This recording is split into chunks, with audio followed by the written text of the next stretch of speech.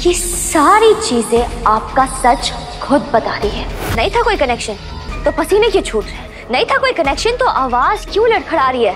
क्योंकि कनेक्शन है और आप झूठ बोल रही हैं। और अभी आपका ये झूठ सबके सामने लाना ना ऋषि की बहन का मकसद बन गया है। और जिस दिन मुझे एक सबूत मिल गया ना आपके खिलाफ, पूरी दुनिया इधर की उधर कर दूंगी आपके लिए।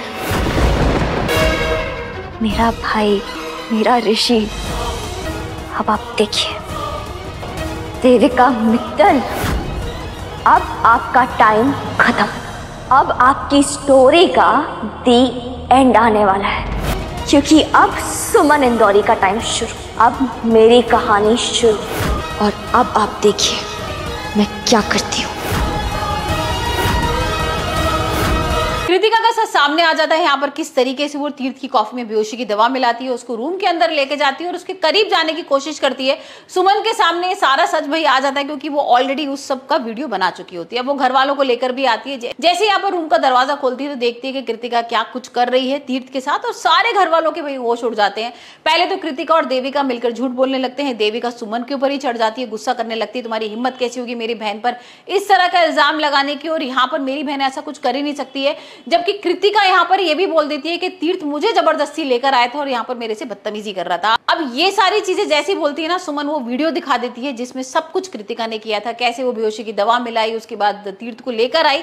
और यहाँ पर जैसी वो वीडियो सब लोग देखते हैं सबके होश उड़ जाते हैं। अभी हम देखेंगे किस तरीके से जो सुमन है वो कृतिका को झाड़ू से मारते हुए सीढ़ियों से लेकर आ रही है, यहाँ पर उसको खूब झाड़ू से मार रही है। और अचानक से भाई देविका के पापा आ जाते हैं। अब देविका के पापा वो चढ़ जाते हैं सुमन के ऊपर, गुस्सा करने लगते हैं कि तुम्हारी हिम्मत कैसी होगी मेरी बेटी पर इस तरह की हरकत करने की, यहाँ पर उसके संग तुम मार पिटाई कर रही हो, तुम ऐसे कैसे कर सकती हो, और उसने कुछ भी नहीं किया है। तीर्थ ने बदतमीजी की होगी। तीर्थ तो भाई गलत ही है ना, किस तरीके से उसने धोखा दिया था पहले भी, और उसने अगर कुछ कर भी दिया तो क्या गलत कर दिया। तीर्थ ने उससे वादा किया था ना कि उससे शादी करेगा, तो यहाँ वो कृतिका के जो पापा है वो भी गलती मान नहीं रहे हैं अपनी। और यहाँ सुमन जो है वो सारा जो वीडियो होता है ना सब पे फॉरवर्ड कर देती है और कहती है ठीक है आप एक काम करो, मैं पुलिस को बुलाती हूँ और मैं पुलिस को सब ये दिखा दूंगी सारा वीडियो। अब ये तो जेल में बंदी हो जाएगी कृतिका, क्योंकि इसने इतना बड़ा जुर्म किया है और आपका जो पॉलिटिकल करियर है वो भी खराब हो जाएगा।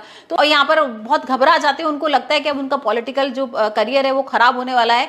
तो यहाँ पर उल्टा ही कृतिका को डांटने लगते हैं, बोलने लगते हैं कि भाई ये तो पागल है, मेंटल है और इस खतरे से सबको दूर रहना चाहिए। और इसी बात को सुमन पकड़ लेती है। सुमन कहती है कि खतरे से दूर रहना चाहिए ना, तो भाई हम लोग क्यों इसको झेलें, आप एक काम करो या तो इसको अपने घर लेके जाओ या फिर मैं एम्बुलेंस बुलाती हूँ और इसको पागल खाने भर्ती करती हूँ। अब ये सुन के भाई देविका के होश उड़ जाते हैं। देविका को तो समझ में नहीं आ रहा था कि ऐसा कुछ हो सकता है, क्योंकि भाई थोड़े दिन पहले हमने देखा था ना कि भूमि को टारगेट किया था उसने, किस तरीके से अखिल को भड़काया था।